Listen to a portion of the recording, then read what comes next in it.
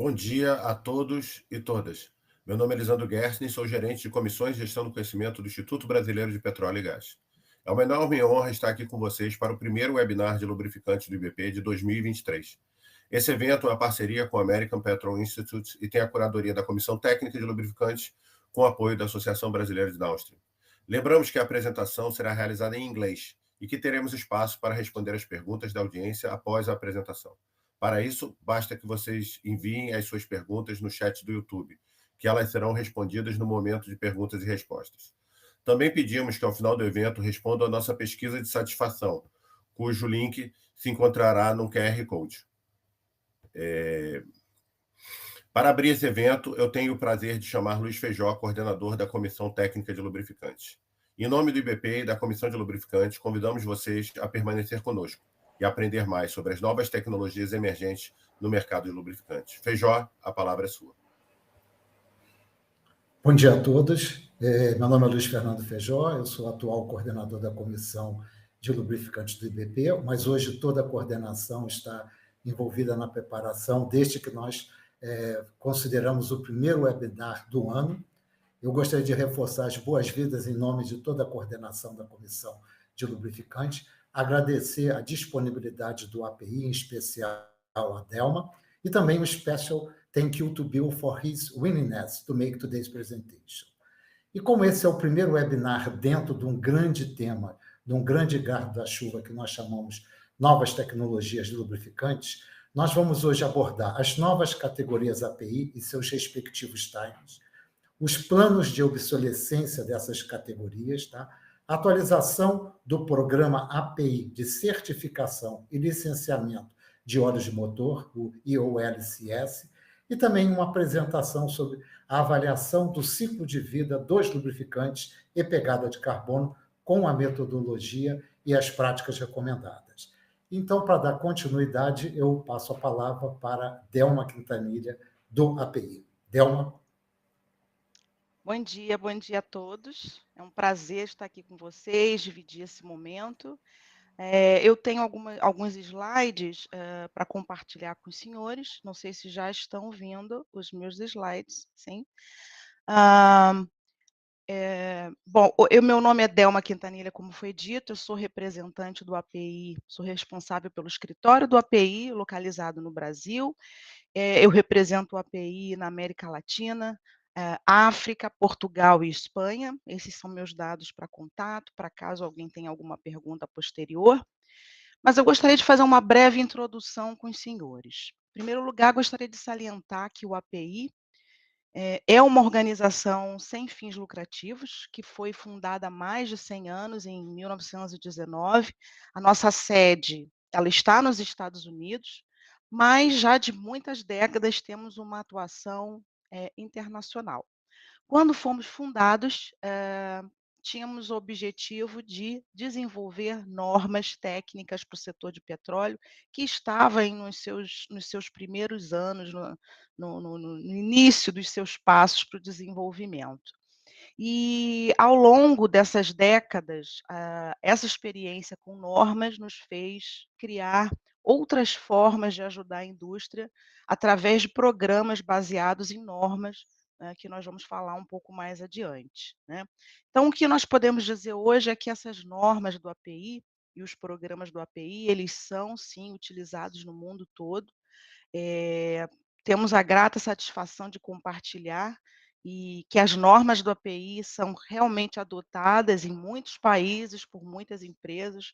Nós, periodicamente, fazemos uma pesquisa sobre a adoção de normas e podemos verificar como vasta é a utilização da norma do API, e esse é o nosso objetivo. Para isso nós existimos, para isso somos mantidos por nossas empresas membro. Temos hoje mais de 600 empresas membro, de todos os tipos do setor de petróleo e gás, muitas empresas integradas, empresas que trabalham somente no upstream, somente no midstream ou downstream, também empresas de serviço e fabricantes, mas estamos certos de que temos conosco como membro muitas empresas que também estão no Brasil, né. E é importante ressaltarmos que, como o setor de petróleo é um setor muito integrado, as empresas uma empresa fabrica num país para fornecer para outro país e fabricantes, prestadores de serviço atuam mundialmente, as próprias companhias de petróleo atuam mundialmente. Então, para nós é muito confortável dizer que nós estamos disponíveis para a indústria do petróleo e gás, onde quer que as operações ocorram no mundo. E o nosso objetivo é dar esse apoio necessário e nos relacionarmos com organizações locais também, que tenham objetivos semelhantes, para apoiar a indústria a trabalhar com mais eficiência, ter mais segurança, confiabilidade, ser mais rentável, guardando a segurança e a sustentabilidade, enfim, estamos disponíveis e temos grandes parceiros, temos grandes organizações que, colaboram conosco e que nós também colaboramos, como é o caso aqui hoje desse evento com o IBP. Uma rápida pincelada, essas normas do API, a primeira norma do API foi publicada em 1924, né, e são, até hoje, normas baseadas em práticas de engenharia comprovadas, né, nós só desenvolvemos normas para práticas que já estejam comprovadas, provadas realmente. Nós desenvolvemos esse trabalho com a participação de mais de 8.000 voluntários de todas as partes do mundo, aqui no Brasil cerca de 200 voluntários. Hã, Isso também se dá para as normas de lubrificantes. A credibilidade dessas normas mundialmente se dá porque nós temos uma acreditação do organismo americano que é o ANSI, para desenvolver essas normas. Esse organismo tem procedimentos, que são boas práticas internacionais para o desenvolvimento de normas. Nós temos essa acreditação, passamos por auditorias regulares, para que o nosso processo ele seja bastante transparente, seja aberto para a sociedade, então aqueles que desejam participar do processo de desenvolvimento com normas, encontram espaço nos nossos comitês. Nós garantimos o equilíbrio entre as partes interessadas nesse desenvolvimento.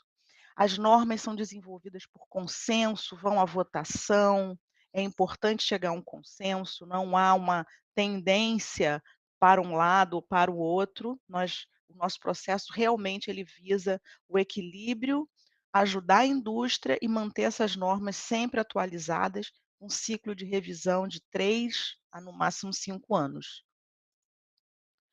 Eh, o fato de termos essa experiência com as normas e desenvolvermos as normas, fez com que o próprio mercado nos pedisse para desenvolver programas que ajudassem a indústria a cumprir com essas normas, né. Por isso nós temos diversos programas, que acredito que muitos dos senhores já ouviram falar. Acho que o nosso programa mais antigo é o programa do monograma, que foi desenvolvido na década de 20, desde a década de 20 nós oferecemos, que garante a fabricação de equipamentos conforme a norma, né, a partir de auditoria, de um processo de certificação. São vários programas, mas de interesse desse público do evento que nós estamos, eu diria que o mais importante programa é o programa de óleos lubrificantes automotivos, que faz a certificação e o licenciamento do óleo, né. O nome do programa é EOLCS. Esse programa é um programa de que nós nos orgulhamos bastante. O Bill vai falar conosco a respeito do programa, eu vou passar já a palavra para ele, mas antes disso, eu gostaria de dizer aos senhores que o Bill O'Ryan, ele é gerente sênior do sistema de certificação de óleo de motor do API. Ele está conosco desde 2022 e tem mais de 30 anos de experiência, com lubrificantes, né. Então eu tenho certeza de que ele tem bastante informação para compartilhar com todos hoje e também, tenho certeza de que, o programa EOLCS pode agregar muito valor também às empresas brasileiras, assim como nós temos visto, em outros mercados acontecer, né. Por exemplo, ontem tive uma reunião com o governo de Angola e esse programa é um dos filtros de entrada para que eles, permitam que um óleo possa ser comercializado no país. Então, Nós acreditamos que temos muito a agregar valor aqui no Brasil também, para ajudar a aumentar aí o patamar da qualidade de alguns produtos aqui no Brasil e tornar a concorrência mais justa entre produtos de alta qualidade e produtos que não tenham a qualidade talvez, adequada, né. Então nesse momento eu passo a palavra para o Bill. Bill, the floor is yours, please. Thank you, Delma. I really appreciate the kind introduction. Good morning, everyone. Let me go ahead and present my slides.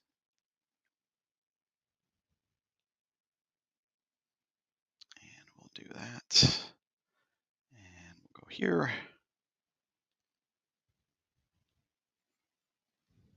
And there we go.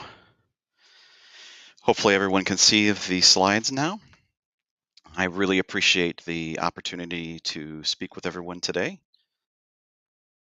I thought that I would spend some time just briefly going over the history of the engine oils licensing program, very briefly, and then I'll go into a few process slides that talk about how our passenger car and heavy duty diesel engine oil performance standards process works, and then get into our current categories, compare and contrast that with some of the older categories, and then lastly, talk about our newest category developments, and then our sustainability program. So, with that, let me go ahead and get started.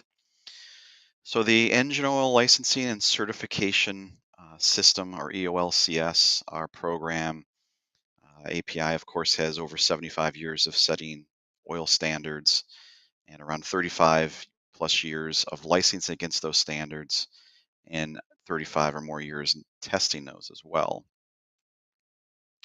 Just a brief history of the actual program. 1947 API had defined three categories: regular, premium, and heavy duty.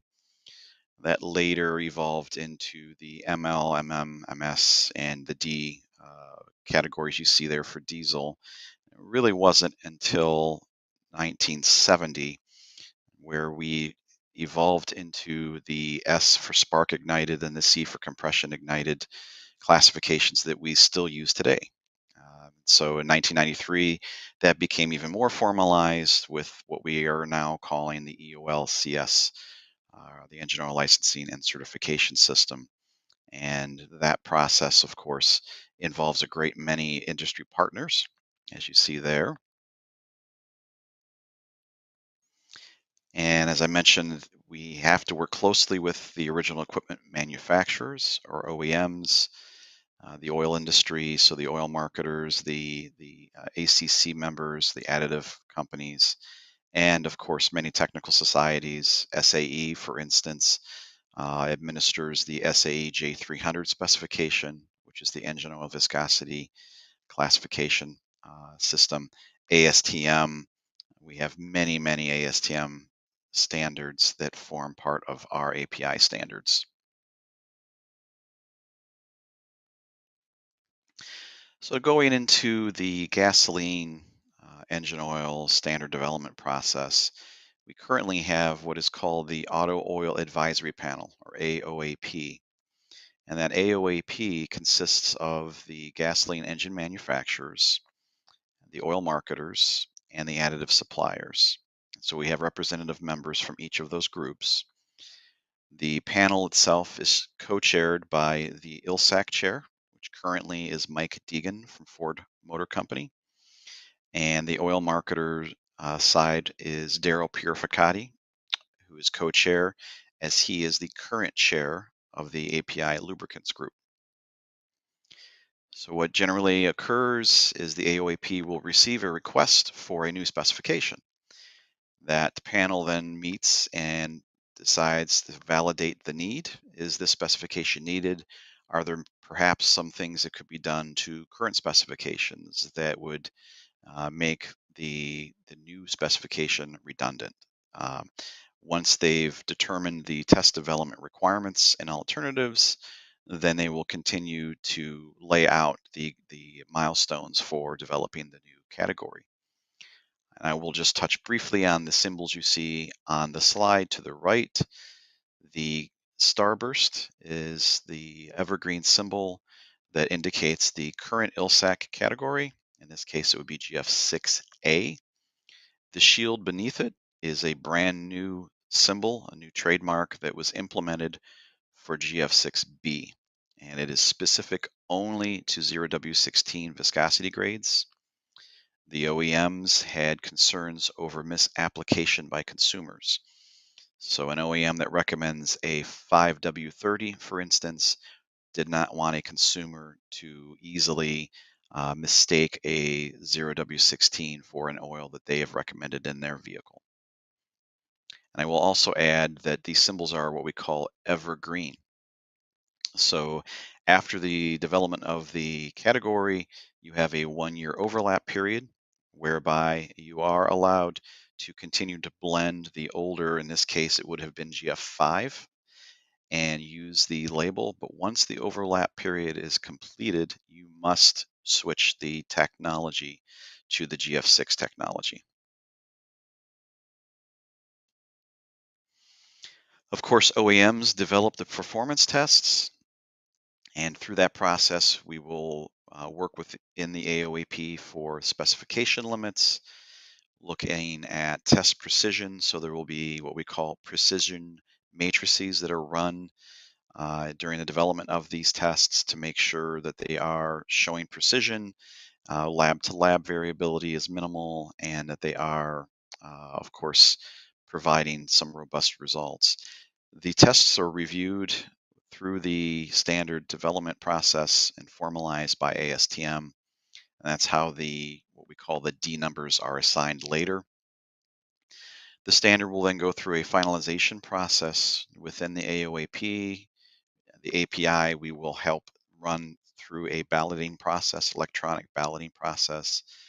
And if the standard is accepted through AOAP, it will go to our lubricants group where we will have a ballot to adopt that standard. Once the standard is adopted, then we as EOLCS will begin licensing those oils. And I'll talk a little bit more about that later in the presentation. And then we will, of course, test these licensed oils in the aftermarket. And I will touch on that as well. Very similar process for developing a diesel engine oil standard. We have what's called the Diesel Engine Oil Advisory Panel, or DEOAP. And that consists of the truck and engine manufacturers, or EMA, the oil marketers again, and then, of course, the same liaison groups, ACC, ASTM, etc. The DEOAP is co-chaired by EMA. Currently, that is Roger Galt. And the oil marketers, that currently is Karen Hahman from Shell. The DEOAP will receive that request for a new specification, and then a new category evaluation team, or NCET, is assembled. That NCET will provide needs. So what is the need for the category? Language, what would the language to consumers be? Timing and funding strategy, how do we fund the engine test precision matrices, etc. And that will all go to the lubricants group for consideration. The symbols on the right are the most current categories that API is licensing. The donut on the top is API CK4, and the donut on the bottom is API FA4. I will mention that both these processes for the gasoline and the diesel are outlined in great detail in API 1509, in Annex C for the gasoline, and Annex D for the diesel. And we do have several languages. We have English, Portuguese, etc. So I highly recommend, if you have any questions, you can review that. But please don't try to read it cover to cover unless you are having trouble sleeping, because it's quite a large document. So once the NCET evaluates the need and decides, yes, we do believe a new category is necessary, then a new category development team, or NCDT, is created. That is where much of the detail is worked through. So they draft the user language and they will develop the base oil interchange, viscosity grade read across, uh, high level needs. They will propose which tests. EMA, of course, will provide the hardware, and then the tests will be developed. Those test methods will be immortalized by ASTM. Limits will be set. And then, of course, API in conjunction with the DUAP will monitor the entire process and make sure the timeline is being met. Once that is all completed, then the lubricants group would formally approve the new diesel engine oil category. And these two donuts that you see here would have been approved during the PC11 or proposed category 11 timing. And I'll talk a little bit more later about proposed category 12 or PC12, which is currently being looked at. So I mentioned base oil interchange. Of course, this gives the engine oil manufacturers and marketers, especially the oil marketers and the additive companies, flexibility in what base oils can be used. These guidelines were developed in the days of API SG and added to later, and it does ensure the performance of the engine oil is not affected by use of a different base oil. I will go through some brief examples of this. It will outline in API 1509, Annex E, the minimum testing necessary to allow a base oil substitution. This slide is just a simple screen clip of table E2, which shows all of the engine tests throughout history here that have various base oil interchange guidelines and showing which categories those were implemented. This really is just meant as a reference point. I've included here one brief example of a base oil interchange table. This is table E5, which shows the sequence 3H and 3HB base oil interchange guidelines. So as an example, if you were to run a program oil, a candidate oil in a all group 2 base stock and pass the sequence 3H, and you wanted to market a different group 2 base stock, you would follow along that row to the column under group 2, and you would see that it says required, which means you would have to run another sequence 3H to qualify the second group 2 base stock. You have a little bit more flexibility if you want to add some group 3 to that original group 2. If you keep it under 30% or equal to 30%, then you are able to do that without any further engine testing.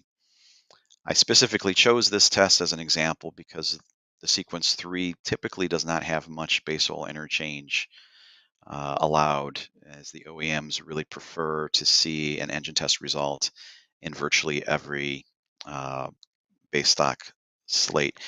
What I will not cover here today is single technology matrix, or STM, which is a means of building up an oil and additive technology matrix of sequence 3 tests that you could then use to waive further testing. For the C category, just another example of the table from Annex E, table E17, showing all of the heavy duty engine tests and the various read across that is allowed for each of the categories. And you can reference each of those individual tables if you have a question about a specific test. Okay, so that's base oil interchange, which of course is very critical when it is available, because if you had to run every single base stock slate in every engine test, we would run out of engines, we would run out of fuel, and you would run out of time and money. So it is an important thing that we have BOI, and it's also equally important that we have done our due diligence to make sure that the guidelines are statistically and scientifically set. Viscosity grade read across, or VGRA, is a similar discussion. As I just mentioned, formulation development is a very expensive process. But in some cases, data can be extrapolated from one viscosity grade to another.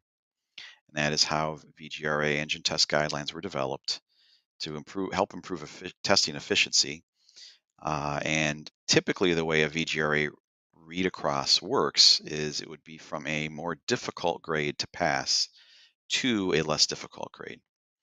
And we define loosely a difficult grade as having more viscosity modifier, higher volatility, and most bench tests are excluded from VGRA, but there are some exceptions. Just one example, and again, this is a very simple one that I picked for purposes of illustration. This is a sequence 3GA read across table. And if you see on the left column, if you were to run a 5W30 on a oil, you would then be able to read that to a 5W20 because the X in that column indicates that it is permitted. A dash would mean you are not permitted to do that. So if you ran a 5W20, for instance, you may not read that to a 5W30. You would have to rerun the 5W30. And so when people are designing their engine test programs, they will take these guidelines into account, and they would typically run the 5W30 as it is a more difficult grade. It has higher volatility than a 1030, more viscosity modifier content than a 1030. If they pass, then they can waive all the other VIS grades that are in those columns. I would point out also with any of these tables, please pay close attention to the footnotes because they can have some further constraints. All right, I'll talk briefly about the Category Life Oversight Group. This is actually another acronym that we use, which we call CLOG. Its function is to monitor tests that are used in current categories and recommend replacement tests if necessary. All tests in any category are subject to a life cycle. Engine test parts could run out, specific type of fuel could run out, reference oils could run out, any manner of things could happen. And so it is important that if the hardware becomes unavailable, that CLOG looks into this. Otherwise, API would be forced to obsolete a category that uses that test. If replacement tests are unavailable, and that comes back to API and the lubricants group, and that's when we would determine if we need to obsolete a category. Let me go back just briefly. I will say that CLOG has done a lot of work since the GF6 specification upgrade, and that's how we have the ability to still claim these categories: API SJ, SL, SM, SN, and of course the current is SP, because we have, for instance, sequence 3H data that was run through a matrix to support the CLOG activity that shows if you pass a sequence 3H at a specific amount of time at specific limits, that is equivalent to a sequence 3E, which is the original engine that would have run in API SJ. This slide generally just shows the progression, the evolution over time of the S categories. SJ, we started to lower the phosphorus content and the volatility. So we wanted to really work on oil consumption and catalytic protection. And so as you see, SL, again, lower volatility, some more oxidation control when we brought in the sequence 3F. SM, similarly, improved oxidation resistance. We brought in the sequence 3G, some better wear protection, better low temperature performance, and so on and so forth. To SP, what we have today is we have low speed pre-ignition protection, which was a critical need of the OEMs as they were experiencing in the field up to piston detonation. So, with a low speed pre-ignition event, you can lose a part or an entire piston. And when that happens, of course, you're not going to drive very far. So that was critically important. And API actually implemented SN plus during the run up to GF6. SP also includes timing chain protection and higher fuel economy and fuel economy retention and better engine durability and wear protection. Just a slide that shows part of our motor oil guide that shows some of the user language for the current S categories. And I'll point out the donut to the right there is the current SP donut with resource conserving, which means it meets the ILSAC specification as well, and the SN plus, which means that it has the low speed pre-ignition protection.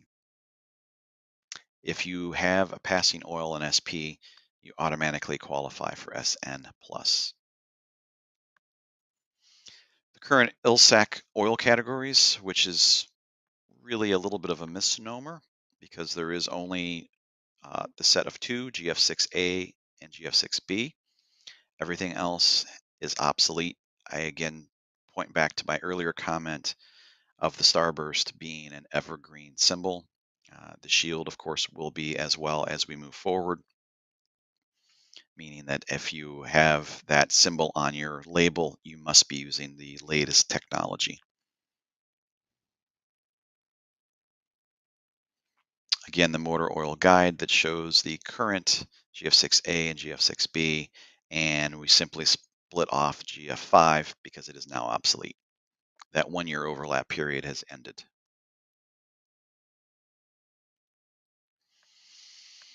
And just a little slide here that shows the historical evolution of SA all the way through to SH. And typically the S category does align with the ILSAC viscosity grades and the ILSAC specification. The only differences you will see is when you move to heavier viscosity grades that ILSAC OEMs do not recommend. Okay, so we go to the current heavy duty engine oil categories. And right now API is CH4, which hits the 1998 emission standards limits, CI4, CJ4, CK4, and of course we have CI4 plus as well, which is a supplemental category. And as you've moved through time, each of these continues to build on the EPA emission standards that the OEMs must meet. And you see at the bottom there a question mark. I'll talk more about that in a few slides as we will be moving towards proposed category 12, which would be the upgrade to CK4 and FA4.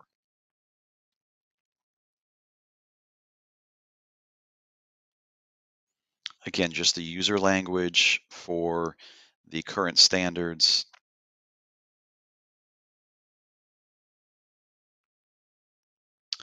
This shows the FA4 category, which is for lower high temperature, high shear oils or lower viscosity grades to enhance fuel economy. And we will see that continue with PC12 as well.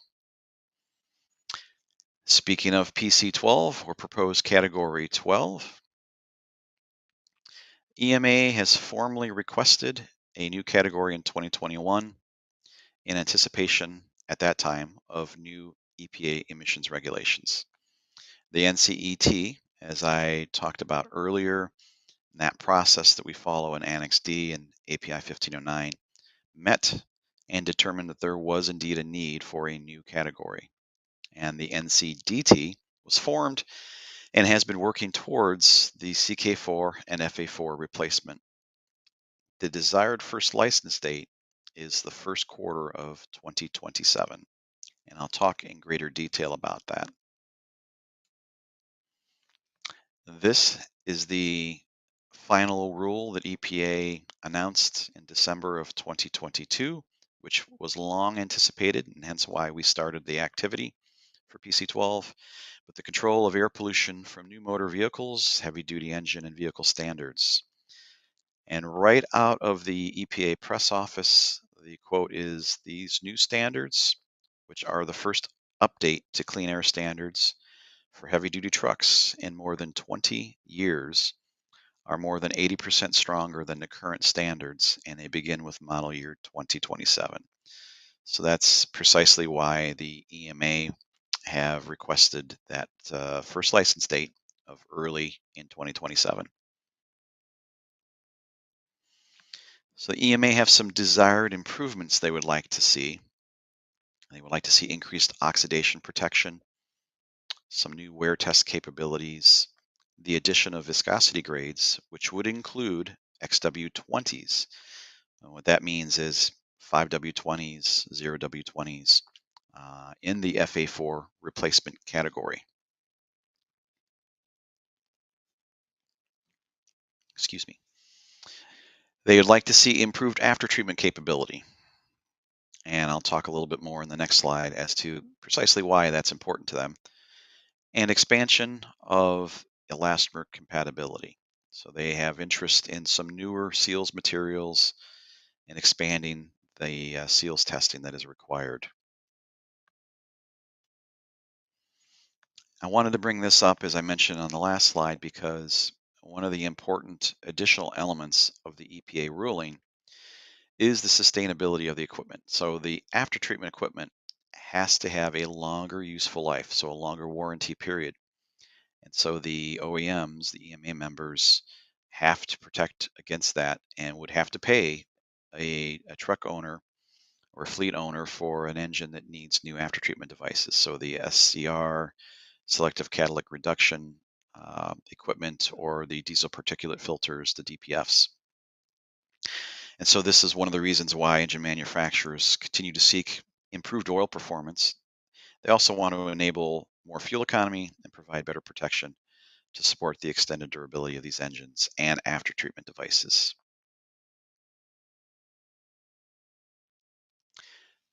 Getting into some of the more critical detail of what's being asked for in PC12, the latest information that we have.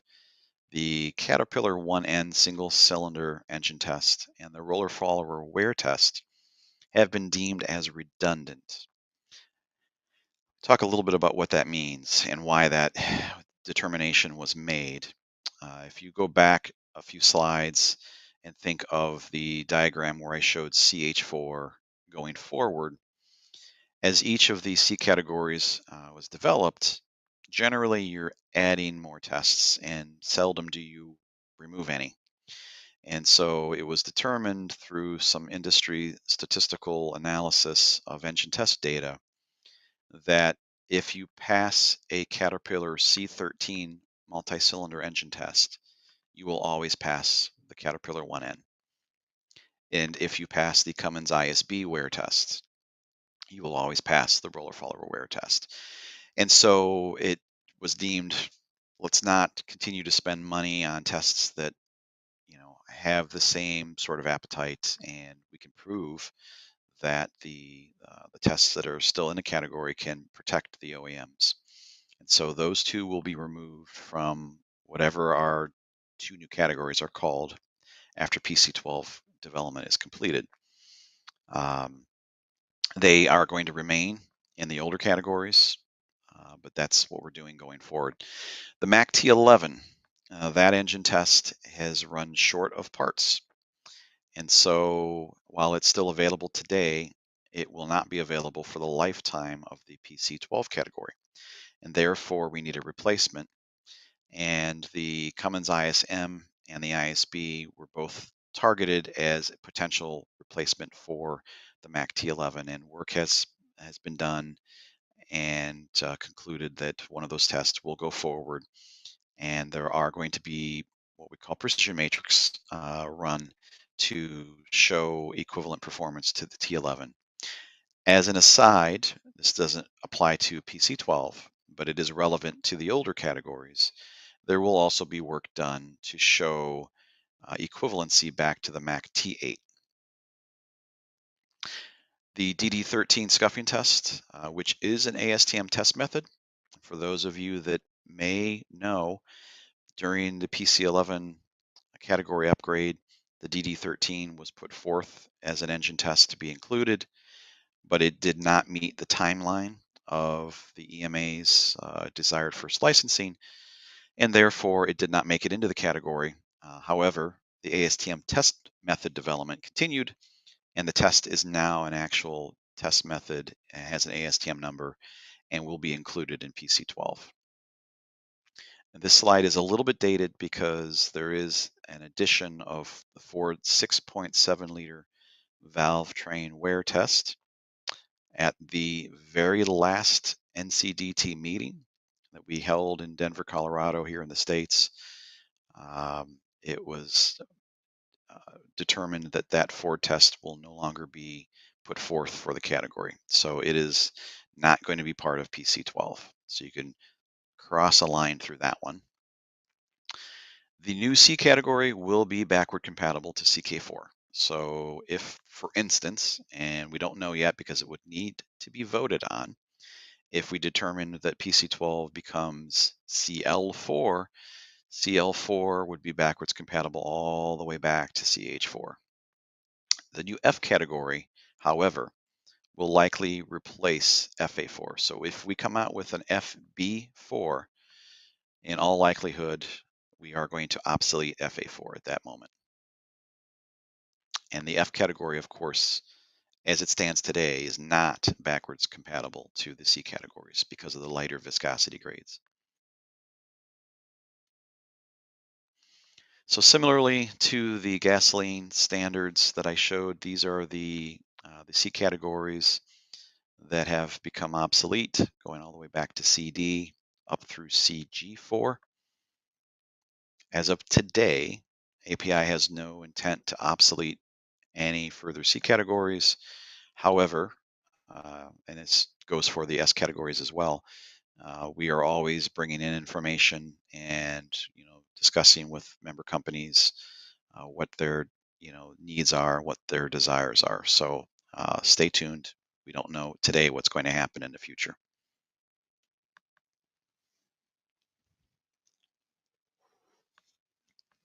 Excuse me. So new standards. The latest in the line of the International Lubricant Specification Advisory Committee, or ILSAC standards. This was the GF5 replacement. It is backwards compatible. The 0W20, 030, 520, 530, and 1030 viscosity grades. And as I mentioned earlier, this is what we call the API certification mark, or Starburst. Similar to GF6A is the GF6B category, but it is only for 0W16 oils. The limits are the same. It has a different fuel economy test, the sequence 6F, and it is backwards compatible to a 0W16SN product. It has this new shield mark, again, for protection against misapplication. Now, it is possible that API could introduce, or the industry could introduce, lighter viscosity grades utilizing the shield. We do have some ballots that are out for the inclusion of 0W8 and 0W12 viscosity grades. The overarching standard would be the S category, SP. Generally, same requirements and limits as GF6A and GF6B, of course, but this does allow for heavier viscosity grades as well, above 10W30. And this is what we call the donut. And SN plus, as I said, if you meet SP, you automatically are able to claim SN plus. The resource conserving just denotes that you also meet the ILSAC specification. So these new gasoline engine oil standards improve the engine oil, and we've got 7 new engine tests, which are more representative of current and future vehicles. So if you think about the GF6 category development, it did take longer than some of the older categories. However, we developed 7 new engine tests, which is a lot more than what we've done in the past. If you go all the way back to GF3 days through GF5, the average engine test development was about 2 for each of those. So 7 is a much more significant strain on the industry. More stringent limits, so the oil will be more robust, better wear protection, and critically important, low speed pre-ignition, chain wear protection, and fuel economy improvements over GF5. This is the first time in the history that we have had a split ILSAC specification. So educating customers and consumers is and was imperative, continues to be imperative. OEMs must now recommend those very explicit viscosities for their applications, and oil change locations will need to understand the OEM recommendations. And as I mentioned earlier, OEMs may request even lighter viscosity grades to be included. And of course, development of new and replacement engine tests that support API standards is an ongoing process. All right, so I talked a little bit about PC12, which is the newest heavy-duty diesel category development. Let me talk now about GF7. ILSAC has formally requested a GF7 specification, and this request is in support of the EPA's fuel economy requirements, which are set to start with model year 2026, resulting in a 28% reduction in CO2 emissions. So recall when I went through the process slides earlier, the Auto Oil Advisory Panel, or AOAP, has been called into session, has been meeting on this all this year, working on the GF7 specification. The desired first license date is the end of the first quarter 2025, which many people that have been in the industry may think, well, that's fairly aggressive. It is, and there's a reason why, and I'll get into that in a little bit here. So some of the desired requirements from ILSAC, they would like to lower, and there's a missing zero on the MRV. It's fresh oil MRV targeted at 40,000 centipoise. The current limit in SAE J300 is 60,000. So they found that there are continuing issues in the field at very low temperatures with pumpability, which is what the mini rotary viscometer measures. So they want to reduce it from 60 to 40,000. They would like better sequence 3H deposit control. This would mean a higher merit rating for the sequence 3H WPD, or weighted piston deposit. Sequence 6E and 6F fuel economy. They are adding a sequence 9 aged oil low speed pre-ignition test. I'll talk a little more about that. Sequence 10 chain wear, they would like a reduction in that limit. And for the first time in an ILSAC category, they are asking for a sulfated ash limit of 0.9% max. They're looking at adding in a new oil gelation test and some seal material additions similar to the heavy duty side, where they'd like to bring in some more modern materials. And there has been some discussion around the NOAC, the D5800 temperature reduction from 250 degrees C to 150 degrees C to better mimic engine test temperatures. That has since been dropped. I think the ILSAC members are happy to leave it at 250 to help meet the timeline. So let me talk a little bit more about the timeline on this slide. The aged oil LSPI test is a test that has been developed. It has gone through the ASTM test method balloting process and has passed. So it is now an annex to the sequence 9 fresh oil test. The reason why that test was required is the OEMs have discovered that there's been a lot of research done in the industry to show that a new oil that goes into the sequence 9 or into the field will, if it passes the low speed pre-ignition test with a minimum number of LSPI events, as that oil ages, it does not necessarily retain that protection depending on the oil and additive chemistry. And so this aged oil LSPI test was deemed necessary, and currently they're looking at retaining both the new oil and the aged oil test. The new oil gelation test, again, is something that would be a modification of the current ASTM test method D6795. That test is going through development right now currently, as are some of those seal material additions. And in all likelihood, those two new tests will be rate and report for GF7. Excuse me.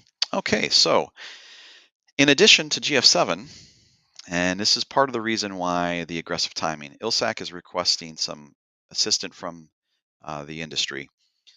Many of the engine tests are starting to run out of parts. The Sequence 5, the 6 will likely be in short supply as early as 2028. So if we launch GF7 in 2025, that gives us at least 3 years of category life for GF7. And we'll need to do a review of the Sequence 9 and 10 engines as well, so the LSPI and the chain wear test. And this is where this could lead to a parallel approach where GF8 engine test development begins now to allow for an on-time delivery. And this is essentially decoupling engine test development from specification development. So we can launch GF7 with only one engine test edition that's already developed, work on the GF8 engine tests in, sort of in parallel to GF7 launch. Then when GF8 timing is necessary, we'll be ready. Okay, so just a slide showing the various marks all in one location. Excuse me, I've already talked about the 4 in the left 2 columns. The 2 on the far right are our diesel emission fluid, or DEF marks. The top one is for the on and off road diesel engines, and the bottom one is for the marine diesel application. So that is a program that I also manage here at API. I'll just go through some slides showing our license application process, and you can find all of this on our website as well. You can apply online if you're an oil marketer. You want to license engine oils with API. License requirements, just talk about some of that. The company is licensed only after a desired product or products are approved.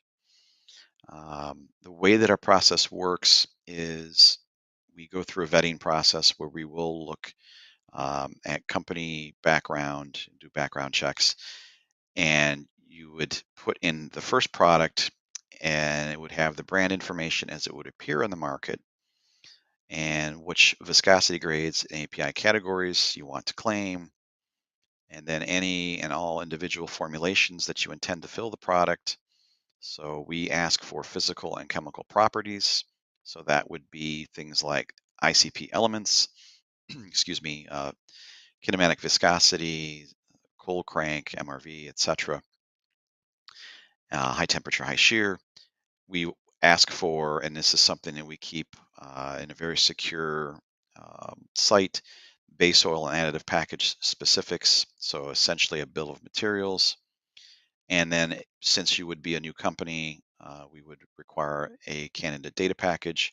We also require a candidate data package, or CDP, for any of the exotic viscosity grades. So for instance, a 25W multi-grade, and for any new additive packages that have not been seen, or any new base oil slates that have not been seen before.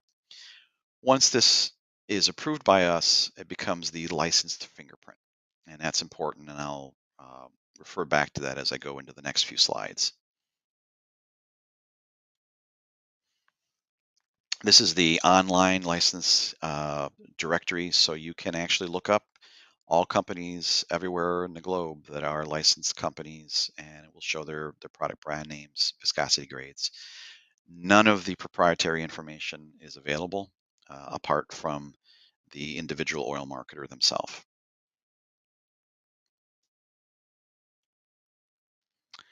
I mentioned the licensed fingerprint, and that's important to refer back to because we have what's called the aftermarket audit program that we run here, or AMAP for short.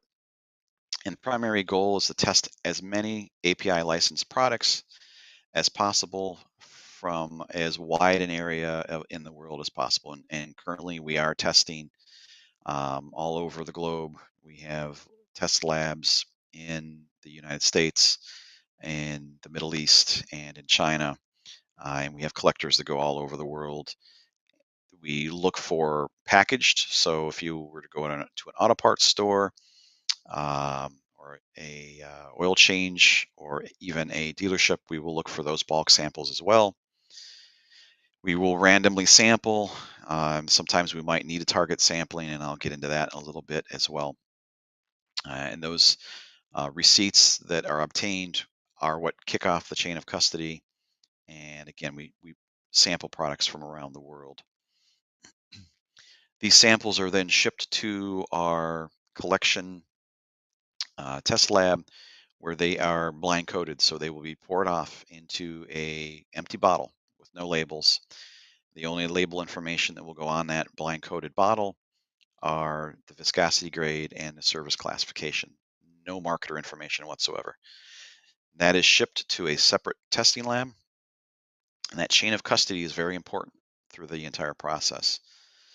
That independent primary testing lab will test it, and if there are fails, they will do a retest, and they'll certainly look for critical failures, and those would be retested by another independent lab for assurance. Excuse me. Now, what's important here, critical failure, what does that mean? Well, if I am claiming that this oil that was purchased is a 5W30, but it tests out as a 20W, that would be a critical failure, because it's certainly not a 5W30, and it's more than 2 grades higher, or it's 2 grades higher. So that would be an issue for an engine that's expecting a 5W. The same thing would go for things like pumpability. If we are seeing excessive MRV results or yield stress, that means that oil is not fit to be in an engine in a cold climate, and could lead to engine seizure by someone trying to start the engine if the oil will not pump. So we will evaluate against the specification limits with the addition of the reproducibility, which means a lab-to-lab variation that one could expect. We will compare those results also against the formulations on file, that licensed fingerprint, and any non-compliances will be judged for a level of criticality. We also, of course, not just for our own interests, but for the interests of everyone that's a licensee, we'll look at the package labels and audit those for conformance to make sure that they are using the API trademarks in the proper way, so that everyone has a level playing field, and there's the potential for counterfeiting, etc. We will look at the product traceability code if necessary. That's something that we require as part of the licensed fingerprint process. In this way, we can talk on the same level with an oil marketer and say, we picked up an AMAP sample. Your traceability code said it was blended between this date and this date. Here are the results. What have you seen with your own records? And of course, if we need to, we will issue a report to a marketer. And every licensee has access to their audit results via our online system.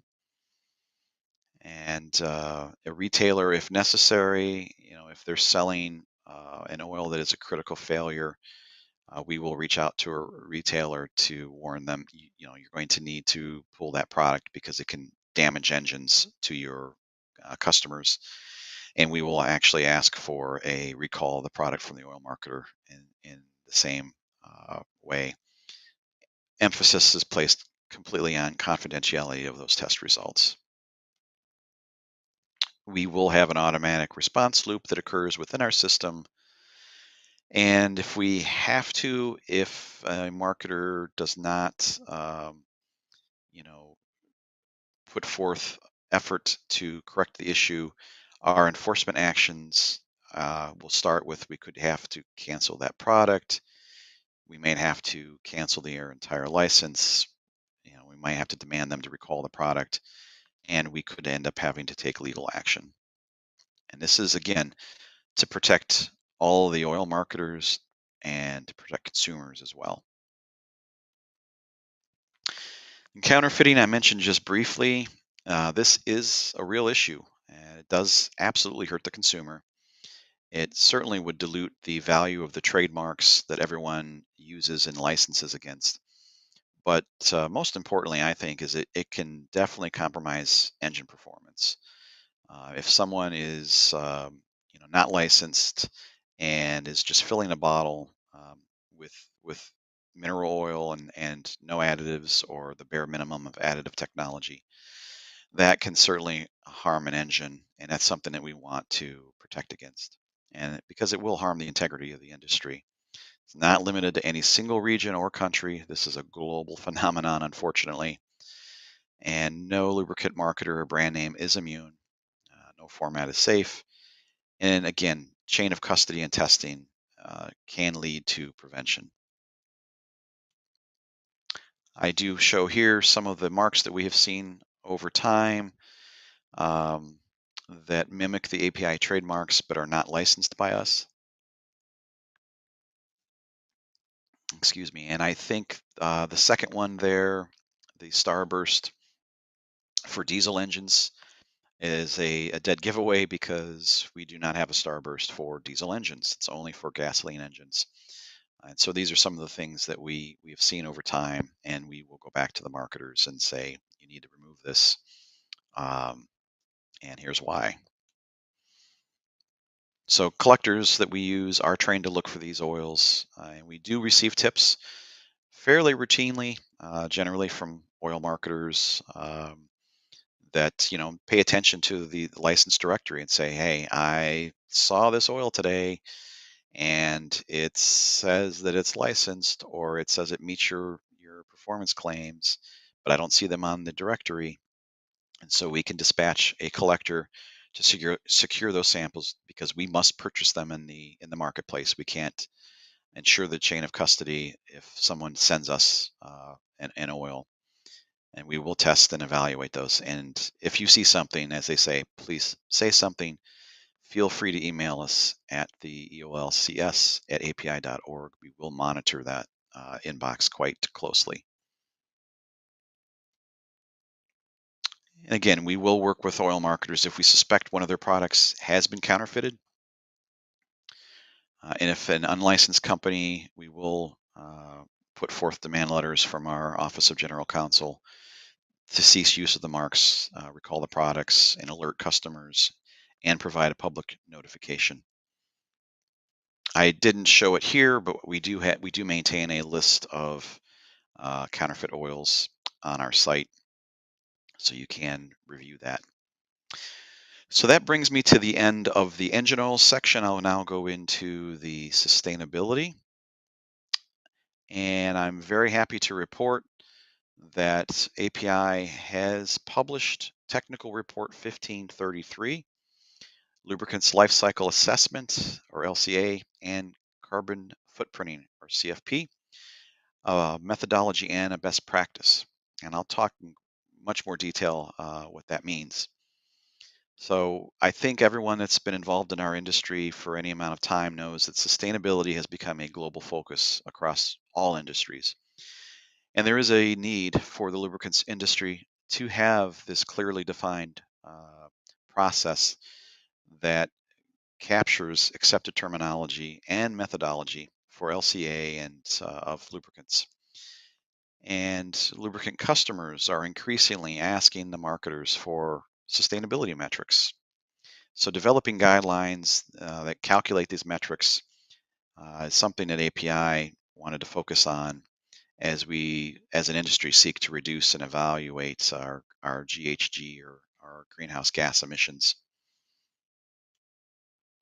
So just some background on how we came to TR 1533. The work group was formed in June of 2021, and the established goals were to define terminology and identify best practices for life cycle assessment of lubricants and specialty products, and promote that consistency across the industry. And really, the consistency is what I want to focus on a great deal when I talk through this. because today there's just no single source. So we produced an RP, or recommended practice. Well, I'm sorry.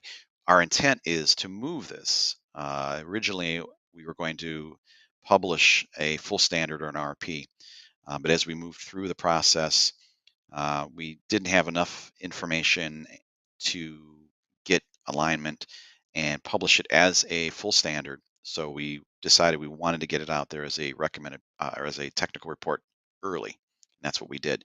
We have been coordinating and liaison with various industry groups around the world, ILMA, ATL, UEIL, ALIA, and others, to make sure that we have some alignment. And I'll talk through a little bit more about how our approach is a little different, and so how important it is to make sure that we do stay aligned. So in May, we published this TR. It does define terminology and identify industry specific practices.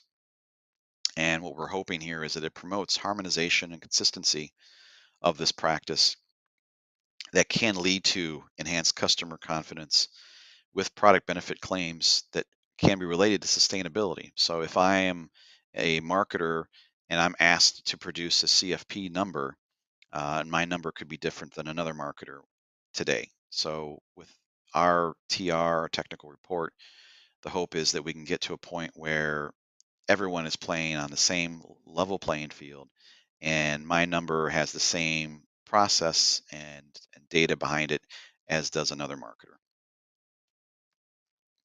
So again, this addresses the need for that clear and accepted guidelines and terminology, which should instill some confidence in the reported metrics. This is a lubricant-focused methodology, so it should give customers additional confidence in the data that they receive. And again, we're moving towards harmonized practices and to reduce individual requirements where everybody has a consultant that provides them a different method. This TR 1533 is available to everyone free of charge on our website. Excuse me. So the methodologies that we established here are established methodology that are used to quantify the environmental performance of products, processes, or services.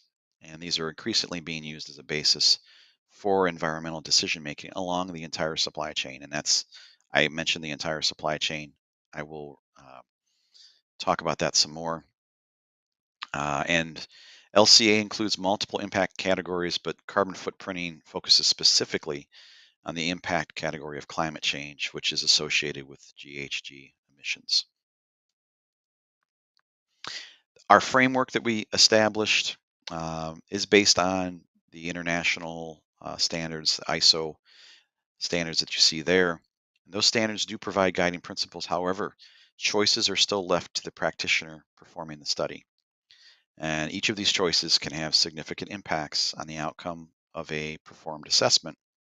And so we felt that alignment on these choices is needed to allow for a fair comparison of results from different studies.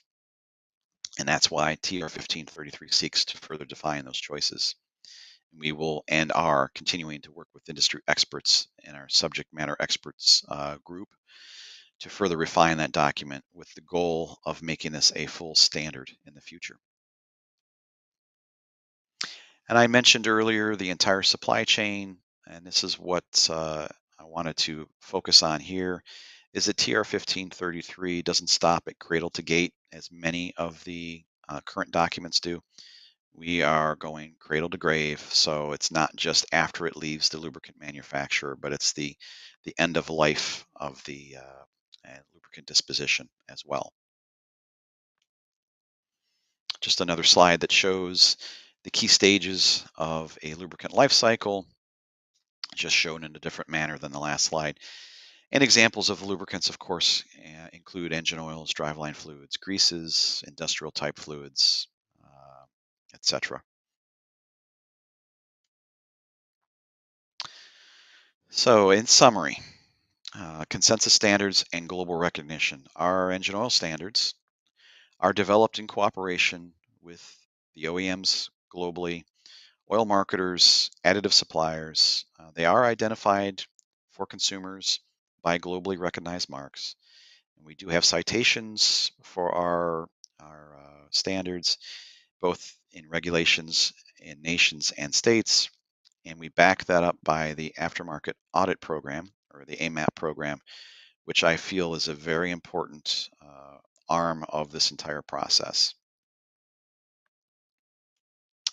And with that, this is my last slide. So I wanted to thank everyone for the opportunity. I appreciate you providing me the time to be with you today. Okay, thank you, Bill. Thank you very much for the excellent presentation. It's always very important to have information directly from the source for this kind of subject here. Thank you. Thank you. Okay. We have already received here some questions. Sure. And of course, we are in Brazil, and the questions are sometimes relate to the ethanol fuels. So we have Yes. at least 3 questions about that. One question comes from our fellow Marco Antonio. He says the use of ethanol as a renewable fuel started in Brazil in the 80s. Oh, yes. I'm working experience over 30 years. I never saw an API service category with an engine test to evaluate severity of ethanol fuel in the Correct. lubricants in a patronized sequence. The use of hybrid engines nowadays in Brazil, the international combustion engine is a flex engine using ethanol from 27.5% to 100. Yep. So when API industry will develop an engine test using E100? The other question comes from Sandro Catozzi. He said, "Hi, Bill. For passenger car using ethanol as fuel, what Yes. tests are used to simulate the impact of this fuel on lubricants?" Another good And question. Mr.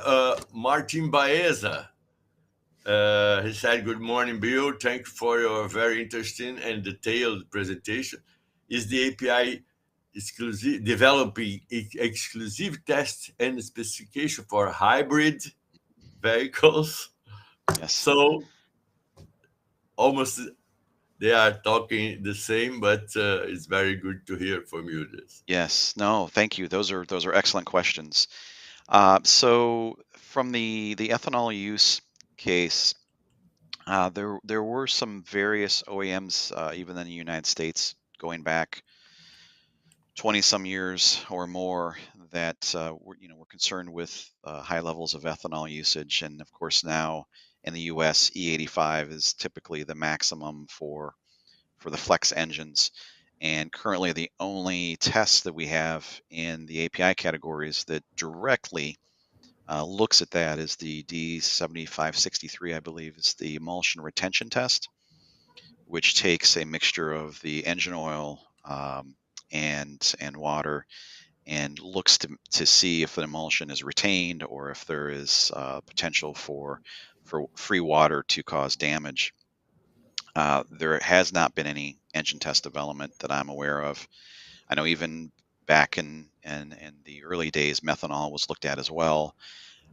For us to adopt an engine test into a category, really what we need is we need OEM support to provide an engine, to provide some data that shows here's what can happen if we use 100% or 85% ethanol. And there also then has to be for lack of a better term, the appetite for the industry to spend money on developing that engine test. And that means a precision matrix and then probably base oil interchange, viscograde read across. And so I think unless there's a big enough need from the industry that all the oil marketers and the additive companies and the OEMs can get behind, it's unlikely for it to find its way. And I recognize that this is particularly a concern in Brazil. So I wish I had better news, but it is becoming increasingly difficult to obtain funding for engine test developments. We're seeing that even today with our current category development. So I wish I had better news there. And then I think apologize. What was the last question? It was related to hybrids. Yes. Yeah, Thank it's you. developing. Yes. Actually, we are looking at hybrids engine oil specifications. We had a diesel advisory panel or DAP meeting in Detroit in May of this year, where a company came forward with some suggested category developments in the area of hybrids that specifically talk to some of the higher startup torques and limited heat up sequences of the engine itself. So the engine oil probably doesn't get hot enough, or the engine doesn't get hot enough, and you end up with some potential for rusting or emulsion concerns and higher wear. So that is something that API is actually interested in pursuing, and ideally, it's something that we would try to get into an ILSAC GF7 or GF8 with OEM support, or possibly in the next S category. So that's a good question. Thank you. Okay. Well, we have a question here. Mr. Martin Baeza is asking again. Sorry, I have many questions today, he said. Yep. I would like to also to know if there is any harmonization or technical exchange group between API and ACA for engine oil tests and then oil specifications. That is a fantastic question. We don't always have terrific alignment between the ILSAC, for instance, and ASEA. There are members that sit in both committees, but it's not 100%.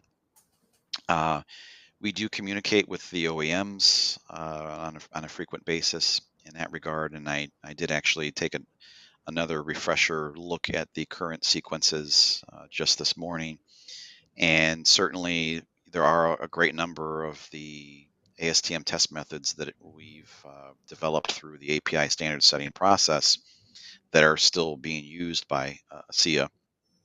And so there will be discussions where we talk through with the various memberships, the different committees, about limit setting, for instance. I know ASEA goes through a little different limit setting process than we do for the API categories, but they do take under consideration the limits that have been set. For instance, if they are pulling one of the aforementioned engine tests from our category into an ASEA category, so that they are not possibly leading to a limit that, or a ceiling that is just too high to hit.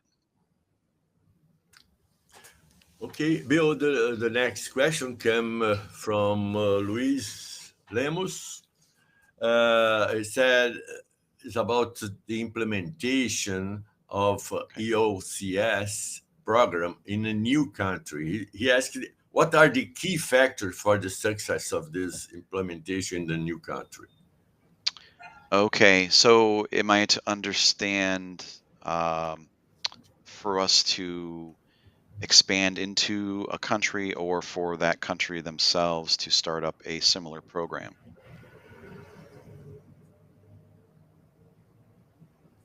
That would be my question back. I want to make sure I understand the question. Yeah, I think that he's what are the key factor is for the success implementing the program in a new country. Probably is considering the customer, the customs, and or the culture or local culture, or anything about that. Any specific difficulty for that? I mean, those are all good things to be concerned about. That's a difficult one to answer. I think that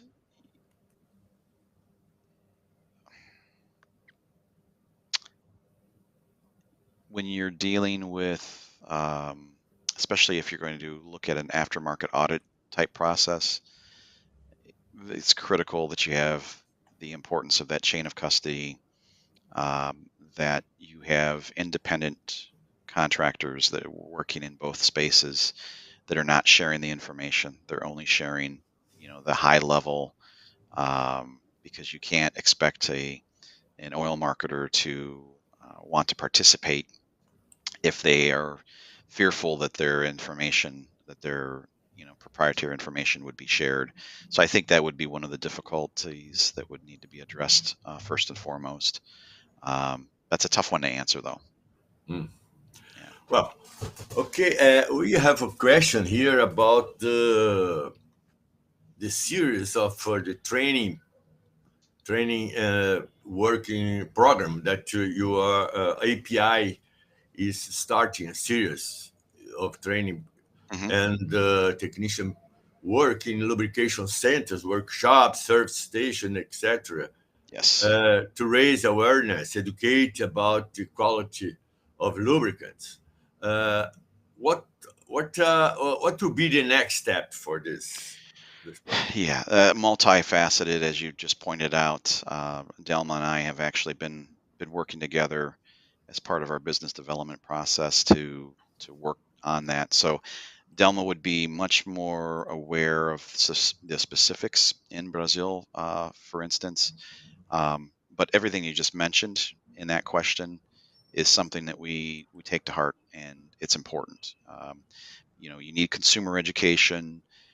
In order to educate the consumer, you also need to educate the installers, the distributors, everyone along that entire supply chain.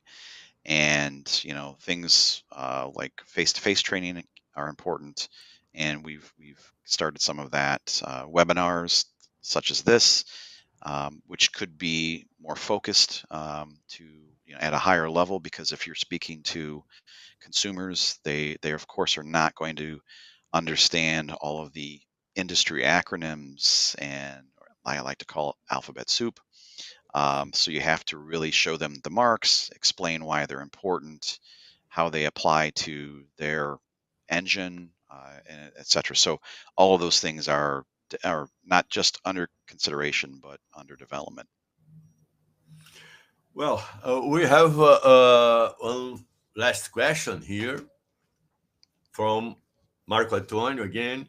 Mhm. He said that in Brazil we have more than 100 lube oil companies. Yes. However, we have just 5 companies licensed in the API EOSCS, Yes.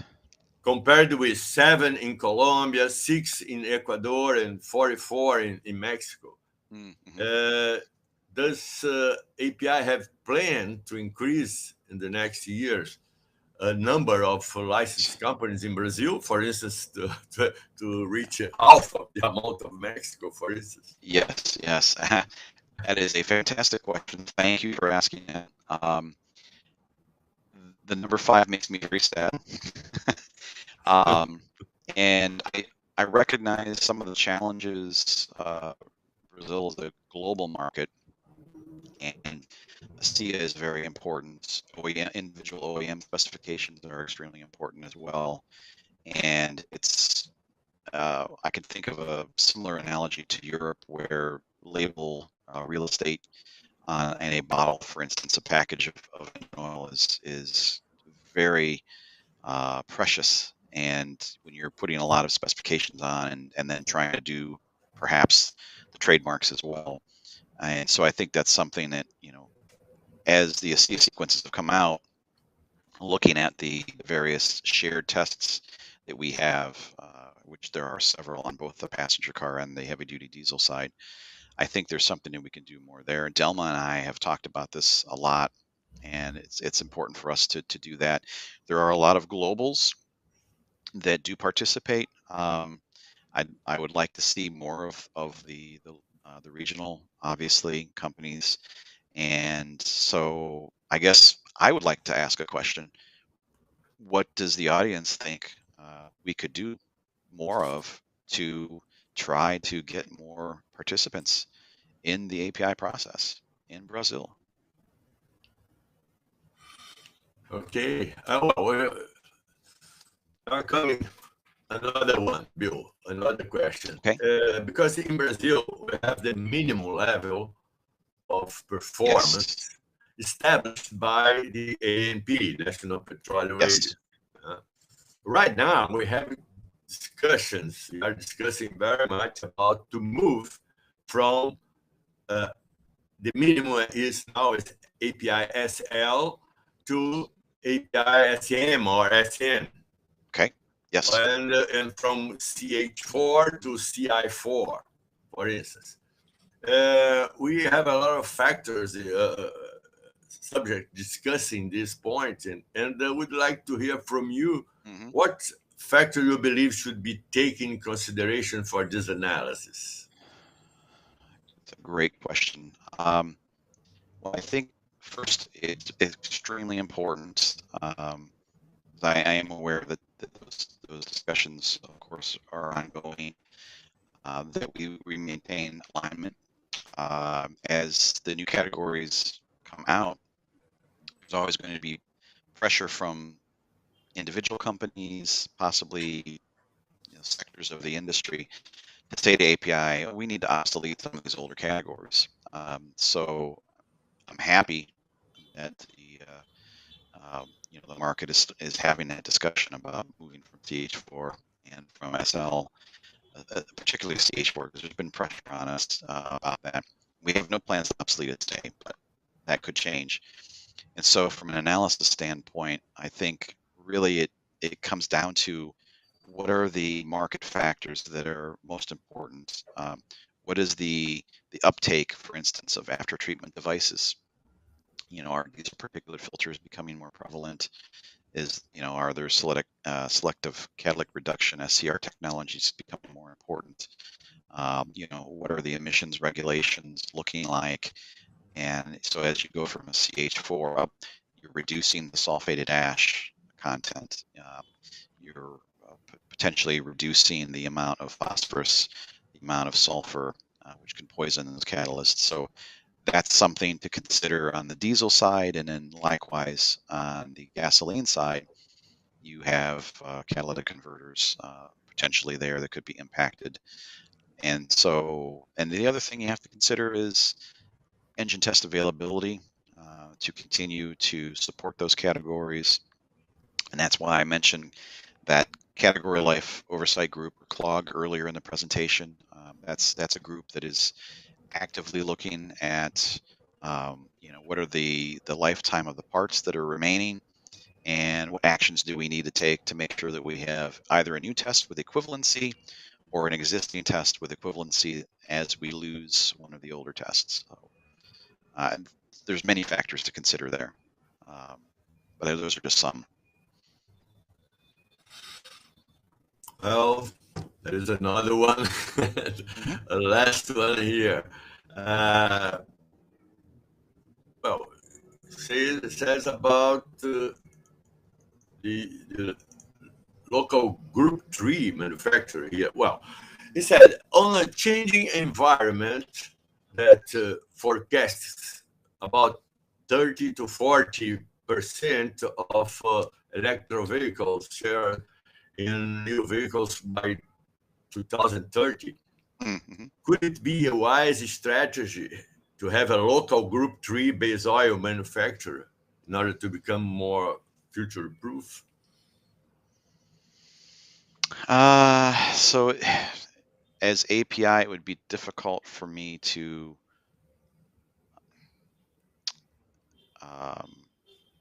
say what direction that the market should move. But what I can say is that our department is actually looking at new energy vehicle fluids and trying to establish minimum performance standards for those. That was something else that occurred in that DAP forum that I mentioned earlier in Detroit in May of this year, where we are looking at things like where there are manufacturers using gear oil lubricants, automatic transmission fluid type lubricants, the various coolants, etc. Right now, there is no minimum performance standard. There is no ring fencing of what is required. And I mention that not just as a advertisement for what my department's working on, but also in specific regard to the Group 3 question. Many of those fluids are looking at higher usage of Group 3. So in a sense, I am agreeing that, sure, it's not a bad idea. As time goes on, I would likely see an evolution much like we have seen over the past 30 years. Group 1's disappearing, 2's coming more prevalent than 3's. It's going to continue that direction, I would think. And we need to consider that we will still have ICE engine for decades. Exactly. Yes. Yeah. Yes. Okay. I think that's it. Once more, we thank you very much for this presentation and to answer our questions here. Okay. And now we're going to pass the final words for Miss Letícia. Letícia is there? Okay. Estou aqui. Bom dia, gente. Thank you, Bill, very much. Muito obrigada, Delma Quintanilha, pela sua apresentação também. A Comissão de Lubrificantes do IBP quer agradecer bastante a presença de todos vocês aqui nesse webinar e lembrar que esse é o primeiro de muitos que a comissão está planejando, então fiquem de olho nas redes do IBP para não perderem o próximo.